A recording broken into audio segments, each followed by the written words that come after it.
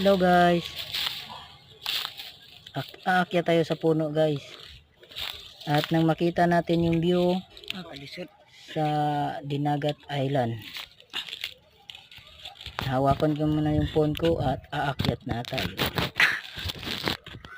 Na guys. Uy, muntik na akong mahulog dun ah. Nako, salamat. Salamat guys. Kahawak pa ako. Gagawin ko talaga lahat guys para lang makita ko yung view sa kabilang baryo.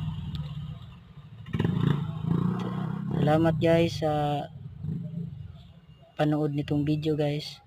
Paki-follow guys, subscribe, like and share. Thank you guys.